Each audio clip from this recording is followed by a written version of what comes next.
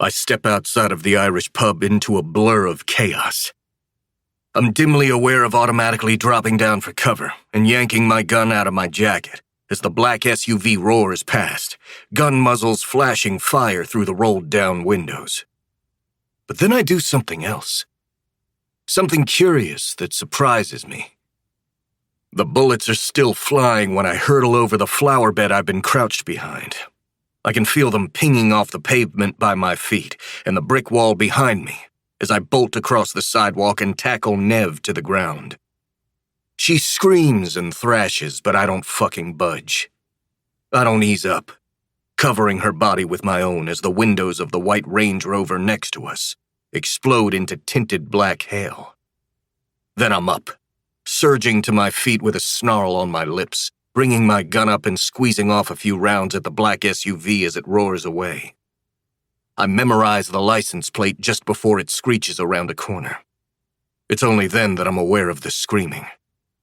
I whip around, and something hardens and goes cold inside of me when for a second, seeing Nev collapse to the ground, I think she's been hit.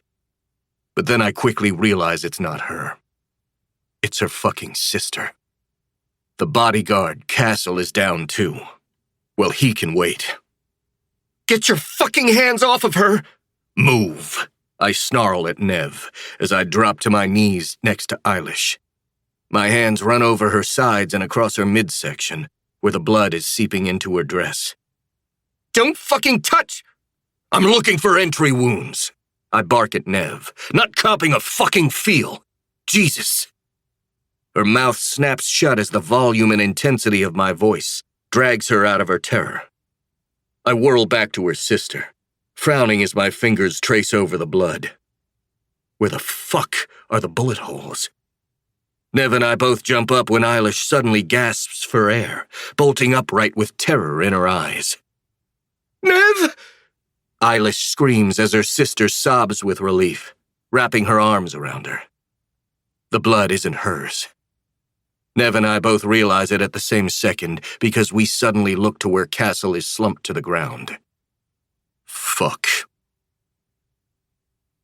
You're absolutely sure? My tone is lethal. Kratos nods grimly. Had my guy at the NYPD run the plate. It's definitely one of his. His, as in that moron Ezio. The drive-by that sprayed bullets at Nev, Eilish, and Castle that very easily could have thrown this entire thing spiraling into all-out war was Ezio. I'm going to fucking kill him.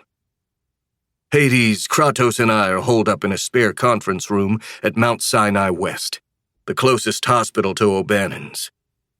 The three of us, together with Killian and a few of his men, rushed a wounded Castle, a shaken Eilish, and a near catatonic Nev here an hour ago.